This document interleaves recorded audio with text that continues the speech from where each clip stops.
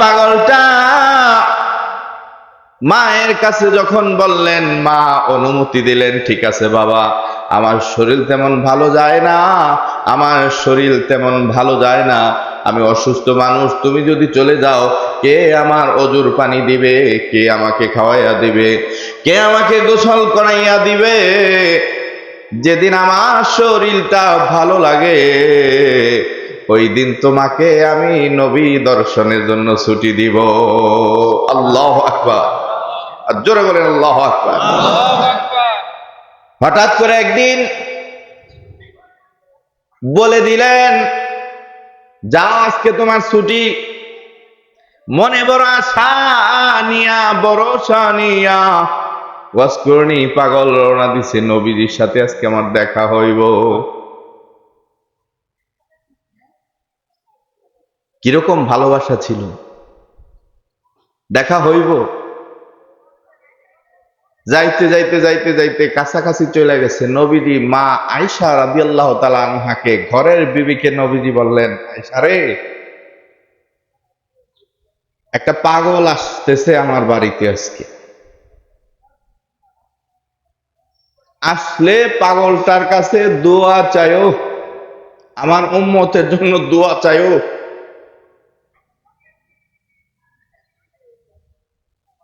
আর বইল নবী বাড়ি নাই, এটা বললে সে চলে যাবে।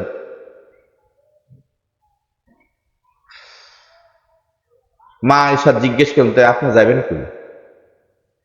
আমি দূরে যাব না, আমি মসজিদে নববীতে আছি, খুব ভালো করে বুঝবেন। তো মা আয়েশা বললেন, এমন একটা পাগল ভক্ত আইব আর আপনি বাড়ি থাকবেন, এটা কোনো কথা হইল? কেমন ভক্ত জানেন? এরকম বৈশা কথা বলতেন। মাঝে মাঝে আল্লাহ রসুল অটোমেটিকলি সামনের দিকে চলে যেতেন, বৈশা সাহাবীদের সামনে কথা বলতেন, অটোমেটিকলি আস্তে আস্তে আস্তে আস্তে সামনের দিকে চলে যেতেন, আবার পিছনের দিকে আসতেন। কিছুক্ষণ পরে দেখতেন মানে ওই যে পিছলার মতো আর কি, সামনে অটোমেটিকলি চলে যেতেন। তো নবীজি আবার পিছে আসতেন।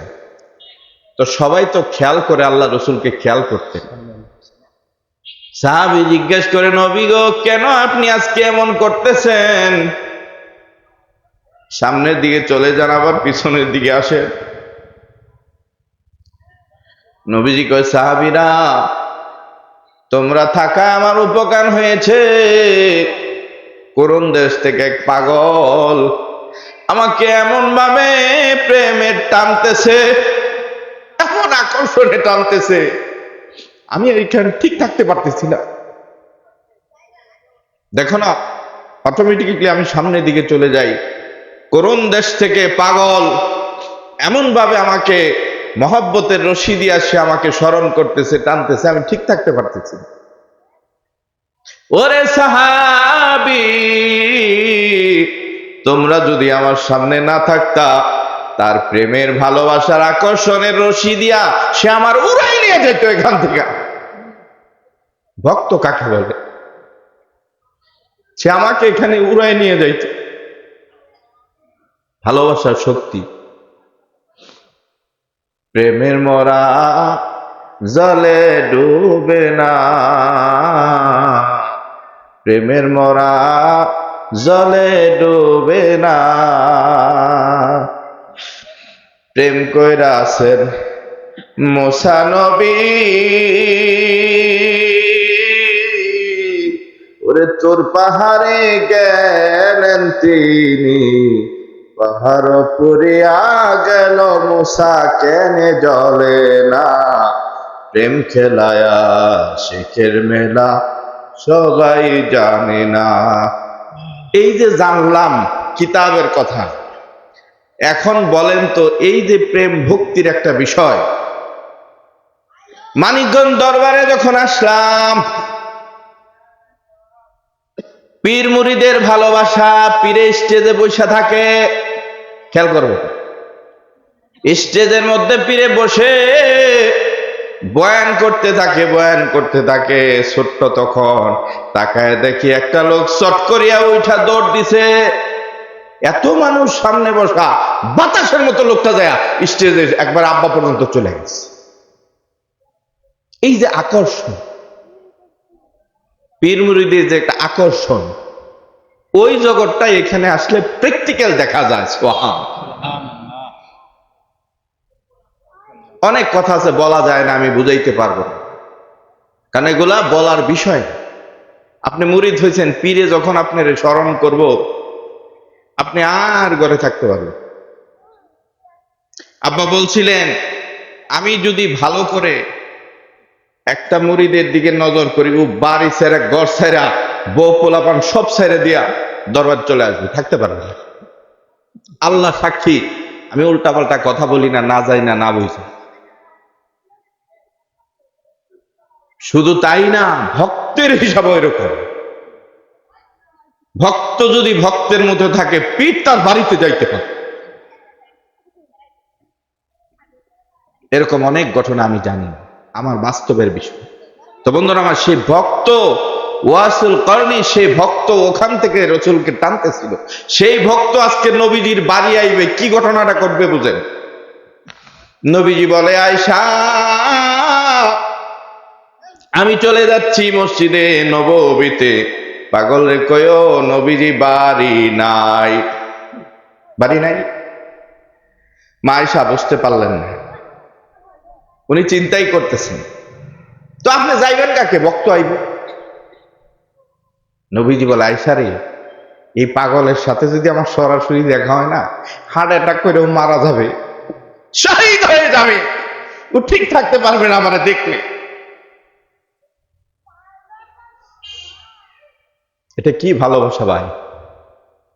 এজন্য আমরা তো আমল করি, নামাজ, রোজা, হজ, যাকাত, অনেক কিছু ইবাদত করি, জিকির, আজকার, তালিম, তালকিন, অনেক ধরনের অনেক কিছু করি।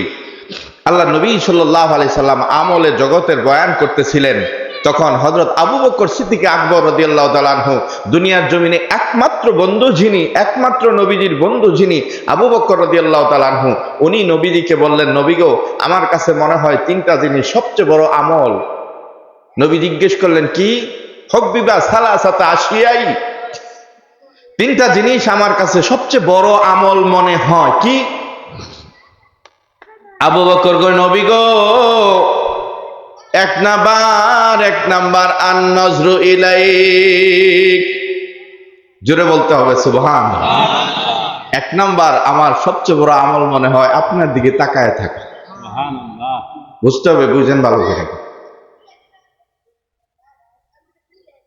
এজন্য আল্লাহ নবীজি বলছে, হক্কানি আল্লাহর ওলিদের দিকে, আল্লাহ ওয়ালাদের দিকে, একজন আলেমের দিকে তাকায় থাকলে মানুষের সগীরা গুনাহ মাফ হইতে থাকে। সগীরা গুনাহ শেষ হইলে আল্লাহ পাক, আল্লাহ তাআলার ওলির কারণে, আলেমের কারণে, তার ভিতরে সিনারে কোরআন হাদিস থাকার কারণে আল্লাহ রাব্বুল আলামিন আলেমের খাতিরে তার জীবনের কবিরা গুনাহ মাফ করতে থাকে। সুবহানাল্লাহ।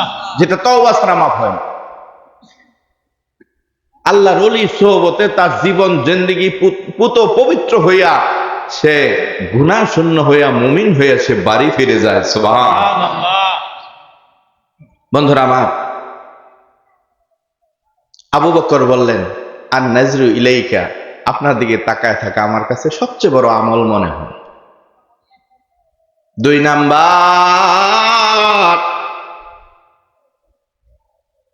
ওয়াল জুলুসু বাইনা ইয়াদাই, তাদের ভাষা তো আরবি। কয়, নবী গো, আপনার সামনে বৈশা থাকা সবচেয়ে বড় আমল মনে হয়। তাহলে আপনাদের কাছে প্রশ্ন, নামাজ, রোজা, হজ, যাকাত, তেলাওয়াত গেল কই? আবু বকর বলছে, আমার কাছে তিনটা জিনিস প্রিয়। নাম্বার 3, ওয়া ইনফাকি মালি আলাইহি, আমার কামাই করা যত অর্থ সম্পদ, ধন দৌলত যা কিছু আছে সবকিছু আপনার জন্য দান করে দেওয়া, এটা আমার কাছে সবচেয়ে বড় ইবাদত মনে হয়। সুবহানাল্লাহ।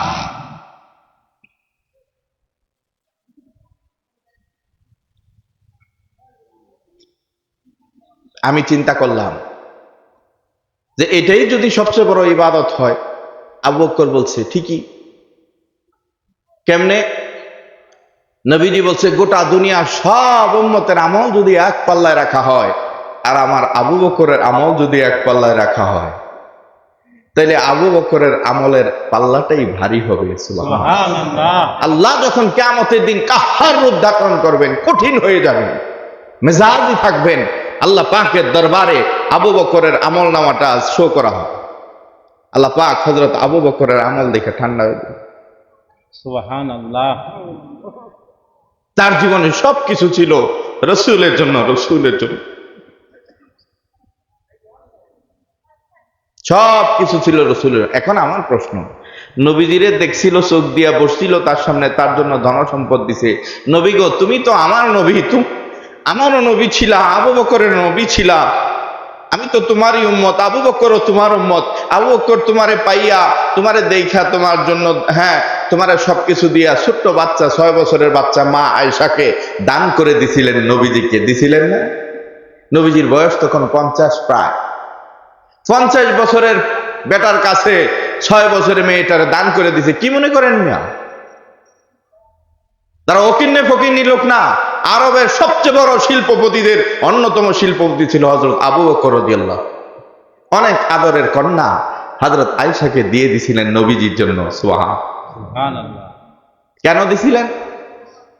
কিতাবে আসছে, মা আয়েশা দোলনা দিয়ে খেলতেছিল। খেয়াল করবেন, দোলনা দিয়ে খেলতেছিল খেজুর গাছের মধ্যে। তা আমি চিন্তা করলাম যে খেজুর গাছের মধ্যে আবার দোলনা টানায় কেন? খেজুর গাছ তো সোজা থাকে, ওটার মধ্যে আবার দোলনা টানাইবো কেন? পরে আবার চিন্তা করলাম যে পাশাপাশি মনে হয় খেজুর গাছ দুইটা ছিল, এটার মধ্যে বাঁধছে, ওটার মধ্যে বাঁধছে, মাঝখানে দোলনা টানাইছে। এখন দেখি না, বাস্তবতা ভিন্ন রকম। আরব দেশের খেজুর গাছ আমাদের দেশের মতো না, আরব দেশের খেজুর গাছের মধ্যে ডালফলা আছে। সুবহানাল্লাহ। এক খেজুর গাছের গোড়া দিয়ে আরেক খেজুর গাছ বাড়িয়েছে। ওই দোলনার মধ্যে খেলতেছিল। কারণ আমরা তো পড়াশোনা করছি, একটা জিনিস যদি না বুঝে আমি মাথায় নেই হইব, তো আমি কানা মৌলবী হইলাম, বুঝতে হবে তো। আমি যদি না বুঝি হাদিস, আপনি করে আমি বুঝাবো কেমন? মা আয়েশা দোলনা দিয়া খেলে, নবীজি যায়, আবু বকর যায়। নবীজি বললেন, আবু বকর রে, তোর আয়েশা রে খুব সুন্দর দেখা যায়। সুবহানাল্লাহ। আপনার আমার মতো একটা বেটা আর 6 বছর একটা বাচ্চা সুন্দর লাগছে, এটা দিয়ে কি বুঝলেন আপনি? আবু বকর ভক্ত বুঝে নিছে, রসুলের চোখ দিয়া যে বাচ্চাকে সুন্দর লাগছে, এই বাচ্চাও রসুলের জন্য দান করে দিলাম। এই মেয়ারে বাচ্চাটারে সাজায় নিয়ে রসুলের দরবারে হাজির করছে। নবীজি আপনাকে দান করে দিলাম। কই বাচ্চা দিয়ে আমি করবো কি? আমি দান করে দিলাম তোমার। তারপরে কি নবীজি বলল, দানই যদি করো সে মেয়ে মানুষ, হ্যাঁ, তাকে আমার কাছে আমার যদি অধীনস্থ করো, তাইলে রসুল শরীয়তের নবী ছিলেন, নাবালেগ বাচ্চাটাকেও কাছে রাখছে, শরীয়তের বিবাহের হুকুম কমপ্লিট করে। সুবহানাল্লাহ। তারপরে 9 বছর হওয়ার পরে ঘরে তুইলা নিছে। অনেক লম্বা কথা, আল্লাহর কুদরতে সে বড় হয়ে গেছে খুব দ্রুত। আল্লাহ নবীজি মা আয়েশাকে অনেক ভালোবাসতেন, মা আয়েশার সাথে খেলাধুলা করতেন। ঘরে যায় বউরে জোরে ধমক মেরেন, একটু ভালোবাসা দিতে হয়। স্বামী স্ত্রীর সম্পর্ক কিসের সম্পর্ক? আত্মার সম্পর্ক। কিসের সম্পর্ক? আত্মার সম্পর্ক। ভাই বোনের ভালোবাসা কি কোনোদিন নষ্ট হয়? ভাই বোন কিলাকিলি কম করে? অনেক করে। আমরা ছোটকালে, আমি তো ভাই একলা, বোন আমার হয়েছে 4টা, কত কিলাকিলি করছি। এগুলার জন্য দেখা গেছে বাপে কত সময় মারছে। ভাই বোনের ভালোবাসা কখনো নষ্ট হয় না। বলবেন কেন? রক্ত যে, রক্তের সম্পর্ক তবেই সম্পর্ক। হ্যাঁ, বোন বাইরে বকাবকি গালিগালাজ যত যাই কিছুই করে না কেন, আবার ঘুরে ঘুরে এক। কিন্তু বোর সাথে যে সম্পর্ক, এটা হচ্ছে আত্মিক সম্পর্ক, আত্মার সম্পর্ক। বন্ধুরা আমার, এটা সে রূহ জগৎ থেকে আল্লাহ তাআলা জোড়ায় জোড়ায় দুনিয়ার জমিনে বানায়া পাঠাইছে। হযরত আয়েশা রাদিয়াল্লাহু তাআলা আনহাকে নিয়ে নবীজি খুব মজা করতেন। বাচ্চা মানুষ ছিল, বয়সী, উনিও বাচ্চার মতোই ওরকম থাকতেন। হযরত আয়েশাকে নবীজি বললেন যে, আয়েশা গো, দোয়া চাইও, পাগলটা আসতেছে, পাগলের কাছে দোয়া চাইও, আমি চলে যাইতেছি। তখন বলল যে ব্যাপারটা এরকম। আল্লাহ নবী সাল্লাল্লাহু আলাইহি সাল্লাম চলে গেলেন। পাগল আইতেছে, খুব মনে করে আসালে, আহারে আজকে নবীর সাথে দেখা হইব আমার। হ্যাঁ, বুকটা কাঁপতাছে, শরীর হাত পা কাঁপতাছে। নবীজির বাড়ি খুঁজতে খুঁজতে খুঁজতে খুঁজতে যায়, মানুষের কাছে জিজ্ঞেস করতে করতে নবীজির বাড়ি কোনটা খুঁজতে খুঁজতে যায় নবীজির পাশের বাড়িতে যায় হাজির হয়েছে। নবীজি বাড়ি আছেন। মা আয়েশা কইছে দি না, উনি তো আগে উৎপত্তি রয়েছে যে কেমন পাগল, যেই পাগলের সাথে দেখা হইলে যেই পাগলের কাছে দোয়া চাওয়ার জন্য বলছে, এত যেন তেন পাগল না। মা আয়েশা তার দেখবার জন্য রেডি হয়ে রয়েছে। পর্দার আড়াল থেকেও কি দিয়া দেহে পাগল রে, আহারে পাগল। মা আয়েশা কই জি না, নবীজি বাড়িতে নাই। এই হাওমাওকে কান্না শুরু করছে, আমার নবী জানে আমি আসতেছি, তারপরে কেন উনি থাকলেন না বাড়িতে? বুঝছি আমি কপাল পুরা মানুষ তো, হ্যাঁ আমি পাপী মানুষ, আমার সাথে নবী দর্শন হবে না। এই কান্নাকাটি কইরা হাওমাও করে কান্না শুরু করছে। মা আয়েশা বললেন, নবীজি আপনারে দোয়া করতে বলছে। হ্যাঁ দোয়া করতে বলছে। পাগল কয় আমি আসতেছি, নবী জানে, তারপরে কেন বাড়ি থাকলো না? হ্যাঁ আমি তো দোয়া করবই। কইয়াই সেজদায় পড়ে গেছে, আল্লাহ আমি পাপী মানুষ, আমার দিয়ে নবী দর্শন হইল না। কতক্ষণ কান্দা কাইতে আবার চলে গেল, বাড়ির দিকে রওনা দিছে। বাড়ি যায়া মা ডাক দিছে, বাবা নবীর সাথে দেখা হয়েছে? কয় না দেখা হয় নাই। কে দেখা হয় নাই? কয় তোর লেগে দেখা হয় নাই। আমি কি করছি? কয় মা তুমি কইছো বাড়িতে থাকলে দেখা করবা, অন্য কোথাও যাও না। নবীজি তো পাশেই ছিল, তোমার কথার অনুযায়ী আমি আর অন্য কোথাও, পাশে মসজিদে নবীজি ছিল, আমি যাই নাই। তারা আমার মতো আপনার মতো বেশি বুঝতো না, কম বুঝতো। মা বলছে যদি রসুলকে বাড়ি পাস তো দেখা করবি, বাড়ি যদি না থাকে দেখা করার দরকার নাই। অথচ বাড়ির পাশেই মসজিদে ছিল নবীজি, ইচ্ছা করলে দেখা করতে পারতো, কিন্তু মা বলে দিছে দেখা করতে যাইস না, বাড়ি ছাড়া দেখা করা না। কি বুঝলেন? বাকি দিকে আমি যাব না। আমার শায়েখ আল্লাহর কুতুব বলছে কিয়ামতের ময়দানেও তার সাথে আল্লাহ নবীজির সাথে দেখা হবে না। এই পাগলকে কোটি কোটি ফেরেশতা বাইদা রাখবে। এই পাগল কিয়ামতের মাঠে উৎপাত করবে যে আল্লাহ সাবধান, আমার বন্ধুর কোন উম্মতদেরকে জাহান্নামে যাইতে আমি দেব না। হ্যাঁ কোন উম্মতদেরকে আমি জাহান্নামে যাইতে দেব না। উৎপাত করবে মানুষ, সেই পাগলরা, সেই পাগলদেরকে বেঁধে রাখা হয়। বন্ধুরা আমার, কিয়ামতের ময়দানে এই ওয়াসুল করনি আল্লাহর নবীজির উম্মতের অর্ধেক উম্মত তার দুয়ার বদৌলতে জান্নাতে চলে যাবে। সুবহানাল্লাহ। সে ছিল মডেল বক্ত।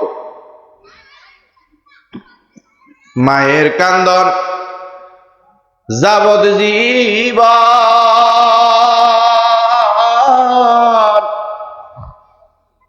ওরে 2-4 মাস বোনের কান্দন রে, ঘরের পরিবারের কান্দন 2-1 দিন পর থাকে না। দুঃখের দরদি আমার জনম দুঃখী মা, দুঃখের দরদি আমার জনম দুঃখী মা। 10 মাস 10 দিন মায়ে গর্বে দিছে ঠাই, রক্ত মাংস খাইয়া মায়ের ভবে আইলাম ভাই। মায়ের প্রসবের কালে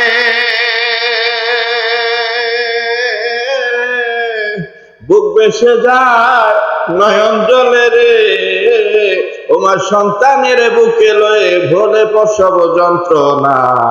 দুঃখে দরদি আমার জনম দুঃখী মা, দুঃখে দরদি আমার জনম দুঃখী মা। হাতে পায়ে তেল মাইখা মা দিল শক্ত করি, প্রস্রাব পায়খানায় আমি মায়ের কোলে করি। হাতে পায়ে তেল মাইখা মা দিল শক্ত করি, প্রস্রাব পায়খানায় আমি মায়ের কোলে করি। তবু না মা রাগ করিল, ভিজলো গুয়ে মতে, আমারে শুকনায় রাখিয়া মায় থাকে ভিজাতে। অসুখ হলে দেখি চাইয়া মাই রইছে বিছানায় বইয়া রে, বলে আমায় আল্লাহ যাও গোলয়ে সন্তানের নিও না, দুঃখে দরদি আমার জনম দুঃখী মা, দুঃখে দরদি আমার জনম দুঃখী মা। ল্যাংরা আতুর কানা খোরা হলে পরে ছেলে, ধুলা যাইরা মায়ে তারে টান দিয়া নেই কোলে। ঠিক কিনা বলেন? আমি কিছুদিন আগে আপনার এয়ারপোর্টে, প্রায় অনেক বছর হয়ে গেছে, দৃশ্যটা আমি আজও বলতে পারি না। দুটা ছেলে প্রতিবন্ধী, কথা বলতে পারে না, হাঁটতে পারে না। এয়ারপোর্ট রেল স্টেশনের মধ্যে দুইটা বাচ্চাকে নিয়ে মা আছে, দুইটা বাচ্চাকে নিয়ে হঠাৎ করে রেল যখন সিগন্যাল দিল, দুইটা বাচ্চা ছিটতে উঠল, মা দুইটা বাচ্চাকে নিয়ে আসে। এই যে আজকে যে ভাই যার বাড়িতে আসছি, রোমান ভাই আপনাকে আত্মীয়, তাই না? এই বাড়ির আত্মীয় রোমান ভাই। এই রোমান ভাইয়ের একটা ছেলে আসছিল, আহারে রোমান ভাইয়ের বিবি এবং রোমান ভাই কত কষ্ট যে করছে রে ভাই এ বাচ্চাটাকে নিয়ে, আমাদের চোখের সামনে। কে কত পাগলামি করছে, কত কিছু করছে, এটা ছিঁড়ে ফেলাইছে, ওটা ভেঙে ফেলাইছে, এই করছে সেই করছে, তারপরে মা কোনোদিন বিরক্ত হয়। হ্যাঁ, আল্লাহ পাক এগুলা দিছে। এজন্য কবিরা লেখছে, ল্যাংরা আতুর কানা খোরা হলে পরে ছেলে, ধুলা যাইরা মায়ে তারে টান দিয়া নেই কোলে। শাহ আলম ভেবে বলে, জান্নাত মায়ের চরণ তলে রে, তোরা দেখ বুখারী হাদিস খুলে করছে নবী ঘোষণা, দুঃখের দরদি আমার জনম দুঃখী মা। আমার পীর আজ থেকে প্রায় 15-16 বছর আগে উত্তর বাড্ডাতে বয়ান করতেছিলেন। আল্লাহ তাআলা জান্নাত বানাইছে, কিন্তু দিয়ে রাখছে মানুষের কাছে। আল্লাহ জান্নাত বানাইছে, দিয়ে রাখছে মানুষের কাছে। কথাটা আমার কাছে একটু প্রশ্নবোধক হয়েছে, কারণ কি, জান্নাতের মালিক কোন দুনিয়ার মানুষ না, জান্নাতের মালিক হয়েছে স্বয়ং আল্লাহ। আমার পীরে বয়ান করলেন, আল্লাহ জান্নাত বানাইছে, দিয়ে রাখছে মানুষের কাছে। আমি বুঝতে পারি না এই কথাটা, সাথে সাথে উনি হাদিসটা বললেন, আল জান্নাতু তাহাতা আকদামিল উম্মাহাত। ও দুনিয়ার সন্তানেরা শোনো, মায়ের পায়ের নিচে গো তোমাদের বেহেশত। কি বুঝলেন? আজকে তামাম চার দুয়ার বোতলতে উম্মতে মুহাম্মদীর অর্ধেক পার হয়ে যাবে, রাসূলের সাথে তার দেখা হয় নাই। সেই লোক মা বলছে, বাড়ি যাইলে পাইলে দেখা করবি, না পাইলে দেখা করবি না। বাড়ির পাশে মসজিদে ছিল নবীজি, সে ওখানে দেখা করে নাই। কেন? মার কারণে। মা কইছি, কেউ মা তোর লেগে দেখা করতে পারিনি, তুই তো কস নাই মসজিদে যাওয়ার লিগা, নবীজি তো বাড়ি ছিল না, তুই তো কইস বাড়িতে। তার কি বোঝা বুঝছে বুঝেন? হ্যাঁ, খবর হয়েছে নবীজি দাঁত ভাঙ্গা গেছে, উহুদের ময়দানে রাসূল দাঁত ভাঙছে। পাগলের মাথা ঠিক নাই। মারে কয়, মাগো আমার একটু কিছুক্ষণের জন্য ছুটি দাও, আমি একটু পাহাড়ে যাব। ভাবছে গুরবার যাইব, ঠিক আছে যাও। পাহাড়ের মধ্যে যাইয়া পাগল ওয়াসুল করনি, পাগল চিন্তা করে আমার রসুলের দাঁত ভাঙছে, কোনটা জানি ভাঙছে, কোনটা ভাঙছে করে টাস করে মাইরা দিছে, সামনে দুইটা দাঁত ভাঙে ফেলাইছে।